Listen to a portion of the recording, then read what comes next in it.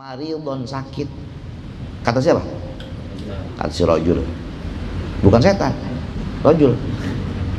Innalana maridun, sesungguhnya saya ini sakit. Ngomong sama siapa? Sama siapa? Setan. Oh, setan.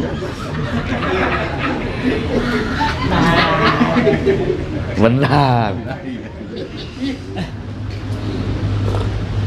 Ngomong apa? Setan. Innalana maridun, sesungguhnya kami sakit. Fabima nudawihi. Cuman nih anu juga ini bahasanya, nih orang apa, mungkin dia datang ke pohon pengen nyari nomor togel kali ya, gitu ya. Emang nih orang nggak biasa apa namanya, nggak biasa baca Quran kali mah nih orang nih itu. Masa dia konsultasinya sama di bangsa begini kan gitu ya. Iya.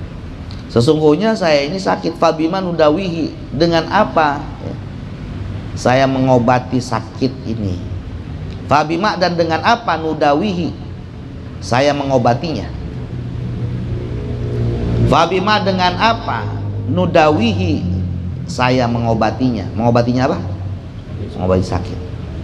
Qala, kemudian si setan jawab. Kata tuh setan, billadzi anzaltani, ngobatin penyakit ente itu billadzi anzaltani, dengan apa yang engkau sudah mampu turunkan saya. Nurunin dari mana? Dari bun ya. Billadzi anzaltani bihi, ngobatin penyakit ente itu billadzi, dengan ya, sesuatu anzalta, yang engkau menurunkan ni akan diriku, bihi, dengan alladzi, minasyajarati, daripada pohonan. Ngobatinnya tuh dengan sesuatu yang ente pakai tadi buat nurunin saya dari atas pohonan. Tadi tuh rajul nurunin setan dari atas pohonan ke bawah pakai apa? Nah, itu ngobatinnya dengan itu. Kaza, demikianlah keterangan fi Ruhil Bayani, yang ada di dalam kitab Ruhul Bayan. As-sabi'a asyar, nama ayat kursi yang ke-17 adalah Al-Ayatul Aminah. Adalah Al-Ayatul Aminah, artinya ayat yang bisa mengamankan,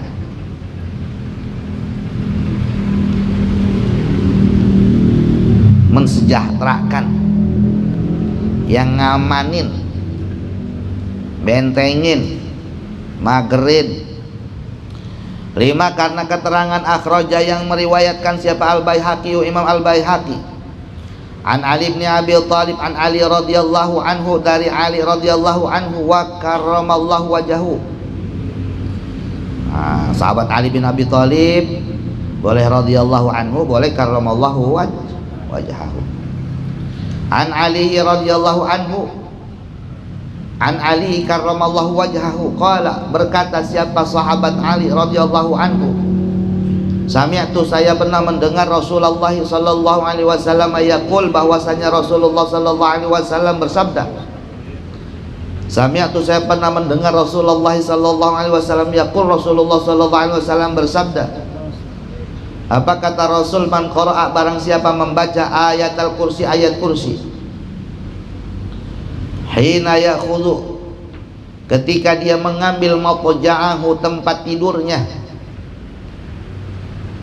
Man qara'a, barang siapa membaca ayat al-kursi, ayat kursi, hina yakhudhu, tatkala dia mengambil apa? Maqja'ahu, tempat tidurnya.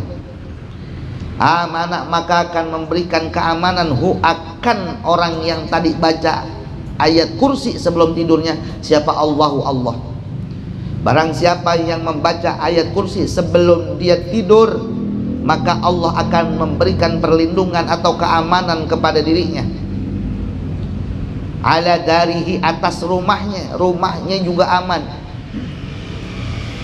Amanah, memberikan keamanan hu akan orang tersebut. Siapa? Allahu, Allah, ala darihi, atas rumahnya dia.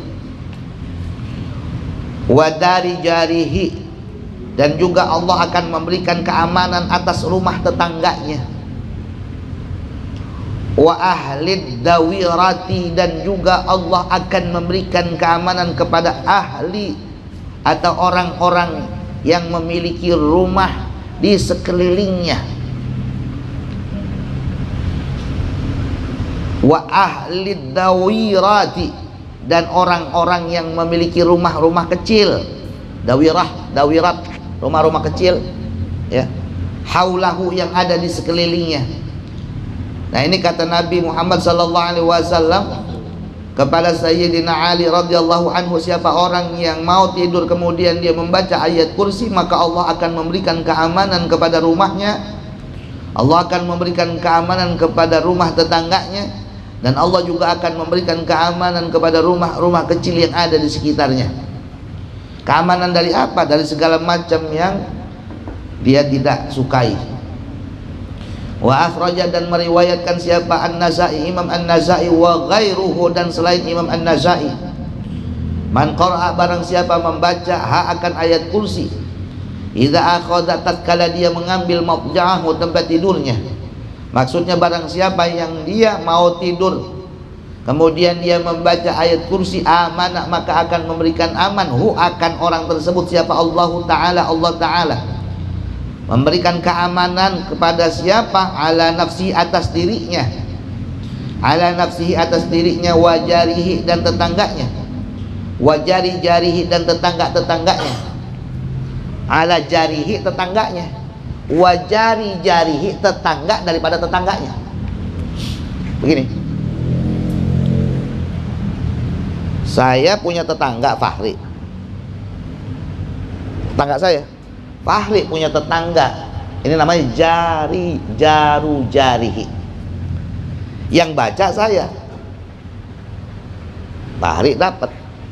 Enggak cuma Fahri yang dapat, tetangganya Fahri juga yang di sono dapat. Itu namanya ala jarihi. Ala nafsihi, atas dirinya, wajarihi, dan tetangganya, wajari jarihi, dan tetangganya, dan tetangga daripada tetangganya. Wal abiyati, dan rumah-rumah haulahu, yang ada di sekelilingnya. Kata demikianlah keterangan fi tafsir hadhil ayati, yang ada di dalam kitab tafsir ayat ini. Wa ruhul bayani, dan ada di dalam kitab Ruhul Bayan. Al-Thamin Ashar, yang ke-18. Al-Thamin Ashar, yang ke-18. Al-ayatun nafi'atu, ayat an-nafi'ah. Nama lain daripada ayat kursi yang ke-18 adalah al-ayatun nafi'ah, ayat yang bermanfaat. Li'annaha, kata sesungguhnya ayat kursi, nafi'atun, sangat bermanfaat, liqari'iha, bagi orang yang membacanya. Li'annaha, kata sesungguhnya ayat kursi, nafi'atun, sangat bermanfaat, liqari'iha, bagi orang yang membacanya. Ayat kursi ini punya manfaat yang luar biasa bagi siapa saja yang membacanya. Fi jami'il azmani, di seluruh masa. Fi jami'il azmani, di seluruh masa. Fi jami'il azman, di seluruh masa, wal awqati, dan seluruh waktu. Khususan, terutama, indal hijamati, tatkala bekam. Indal hijamati, tatkala bekam, apalagi pada saat bekam. Kalau bekam baca ayat kursi. Kama ruwiya, sebagaimana diriwayatkan an Ali radhiyallahu anhu, dari sahabat Ali radhiyallahu anhu. Qala, berkata siapa Ali radhiyallahu anhu, qala, bersabda siapa Rasulullah sallallahu alaihi wasallam, man qara'a ayatal kursi, barang siapa yang membaca ayat kursi, inda hijabatihi, tatkala dia bekam. Man qara'a ayatal kursi, barang siapa yang membaca ayat kursi, inda hijabatihi, tatkala dia bekam. Karena maka ada apa? Manfaatuha, manfaatnya membaca ayat kursi. manfaat hijamata ini manfaat dua hijamah. Barang siapa yang pada saat dia mau dibekam kemudian dia membaca ayat kursi, maka dia memiliki dua kemanfaatan. Yang pertama manfaat daripada dia membaca ayat kursi, dan yang kedua manfaat daripada hijamah. Hijamah itu kan sunnah ya, tahu nggak hijamah bekam itu? Ngeluarin darah dari kulit. Rawa meriwayatkan akan hadis ini siapa? Ad-Dailami, Imam Ad-Dailami wa Ibnu Sina, dan Imam Ibnu Sina. Rawa meriwayatkan akan hadis ini siapa? Ad-Dailami, Imam Ad-Dailami wa Ibnu Sina, dan Imam Ibnu Sina. Ya, praktekin nih, begitu kita mau bekam baca ayat kursi. Wa naha, dan melarang siapa? An-Nabiyyu alaihi salatu wasalam, Nabi sallallahu alaihi wasallam, anil hijamati, daripada bekam. Nabi melarang kita bekam yaumat sulasa, di hari Selasa. Jadi ada hari-harinya yang bagus untuk kita bekam. Dan Rasulullah sallallahu alaihi wasallam melarang kita bekam di hari Selasa. Kenapa? Alasannya? Apa alasannya? Karena malamnya kita habis ngaji ngantuk. Bukan itu, bukan. Kan?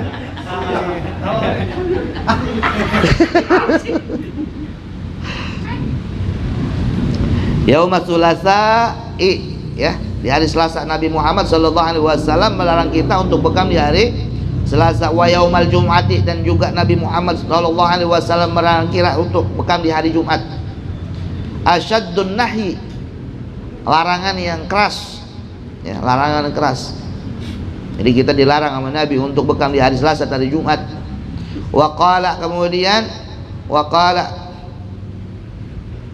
Kemudian berkata, siapa yang berkata nih? Nabi.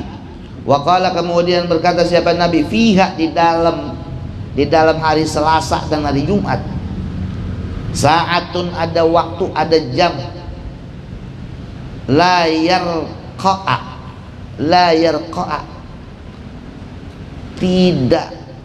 tidak apa namanya kalau darah itu tidak, kalau ngocor terus apa? Tidak mau berhenti gitu. Enggak. Tidak apa? Bukan, dia ngalir terus nggak mau berhenti, apa namanya? Layar koa, dia nggak mampet. Pinter Anda. Layar koa fiha di hari Selasa dan Jumat itu saatun, waktu, layar koa, yang tidak mau mampet, fiha, di dalam hari Selasa dan Jumat itu apa? Adamu, darah. Jadi di hari Selasa, hari Jumat itu, ya, ini sebuah penelitian yang luar biasa nih. Kenapa Rasulullah SAW melarang kita untuk berhijamah, ya, fasad juga? Karena di hari Selasa, hari Jumat itu darah lagi naik-naiknya. Ketika dibekam itu darah itu kagak bisa mampet-mampet, ngerinya nanti akhirnya kehabisan darah, mati, bisa menyebabkan kematian, gitu. Makanya yang biasa bekam atau para siapa namanya, bekamus ini. Tapi ada hari Jumat bekam gratis. Ya mestinya ngaji juga ini ya. Baru tahu saya juga baru tahu ini manfaatnya kita ngaji. Tadinya saya bekam hari apa aja, begitu badan gak enak kalau bekam. Ternyata di sini hari Selasa dari Jumat Nabi Muhammad melarang, ya. Asyaddun nahi, larangan yang keras. Alasannya itu, ya, karena di hari Selasa dari Jumat, ya, la yarqa'a, tidak mampet, fiha, di hari itu apa? Adamu, darah. Apa artinya la yarqa'a? Ay la yanqati'a, tidak terputus, tidak putus, ya. Idah tajama, apabila seseorang dia hijamah, bekam, au fasoda, atau fasad. Tahu nggak fasad? Fasdu tahu fasdu? Tahu. Kalau hijamah itu kan ini kan disuntik kan, dipakai jarum tutup. Kalau fasdu itu digores, diseset tuh, set, keluar tuh darahnya. Sebenarnya enakan fasdu daripada bekam.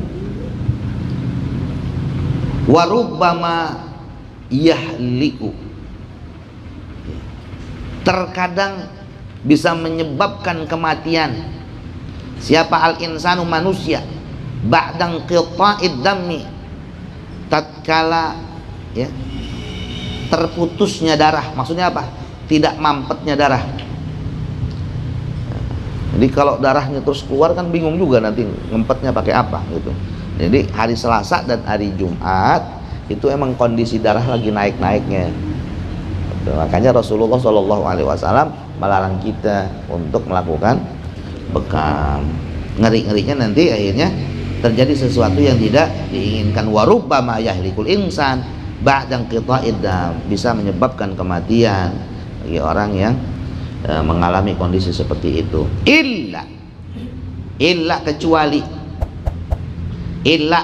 idza sadafa, apabila bersamaan apa yaumus tsulatsa, hari Selasa, bersamaan dengan apa? Sabi'a asyara, tanggal 17 minasyahri, daripada bulan. Kecuali hari Selasanya itu berbarengan dengan tanggal 17. Saya nggak paham dari ini, nggak paham ya, yang boleh itu hari Selasa yang berbarengan dengan tanggal, tapi 17-nya 17 Hijriah, 17 Hijriah. Kan yang kita ketahui sementara ini bahwa sunnah bekam itu salah satu diantaranya di Ayyamul Bid ya, 13, 14, 15. Nah ini ilmu baru buat kita, bahwa ada larangan keras dari Nabi Muhammad bekam di hari Selasa dan hari Jumat, kecuali hari Selasanya itu jatuh di tanggal 17 di setiap bulannya. Tapi jarang kan, jarang nemuin tanggal 17 hari Selasa. Hitungannya bukan Syamsiah tapi Qamariyah, bukan Masihiyah tapi Hijriyah itu. Kalau ketemu hari Selasa tanggal 17 Hijriyah itu nggak apa-apa bekam. Kalau di luar tanggal itu nggak boleh. Rasulullah melarang.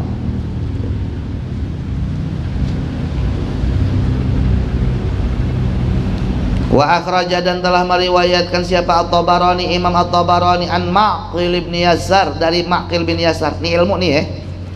Anin Nabi sallallahu alaihi wasallam, dari kanjeng Nabi sallallahu alaihi wasallam, al-hijamatu yaumat tsulatsa, hijamah bekam di hari Selasa. As-sabi'a asyara, tanggal 17. As-sabi'a asyara, tanggal 17 minasyahri, daripada bulan. Dawa usunnatin ya, dawa usunnatin, obat daripada sunnahnya Rasul. Justru kita bekam di hari Selasa tanggal 17 Hijriah itu merupakan obat ya. Kalau di luar tanggal 17 yang bukan hari Selasa, ini bisa membahayakan. Kata demikianlah keterangan fil Jami' as-Shaghir, di dalam kitab Al-Jami' as-Shaghir. Wa naha, dan melarang siapa Nabi fi yaumis Tsulasa, di hari Selasa, an qassil azfari, motong kuku juga dilarang di hari Selasa. Motong kuku hari Selasa juga dilarang. Kenapa? Alasannya li'annahu, karena motong kuku di hari Selasa yurisul baroso, bisa menyebabkan penyakit belang, lepra ya. Motong kuku di hari Selasa bisa menyebabkan penyakit lepra. Sunnahnya motong kuku tahu ya, hari apa? Dari Kamis sore tuh udah mulai ya, habis asar udah mulai. Jumat sunnahnya ngikutin kayak Imam Al-Ghazali aja tuh ya. Dari mana? Iya, sudah kita bahas tadi fikih ya, ada beberapa cara gitu. Jadi nggak cuma bekam yang dilarang di hari Selasa, motong kuku juga dilarang di hari Selasa. Ya wallahu a'lam bishawab. Sampai sini aja dulu. Al-Fatihah. A'udzubillahi minasyaitonir rajim.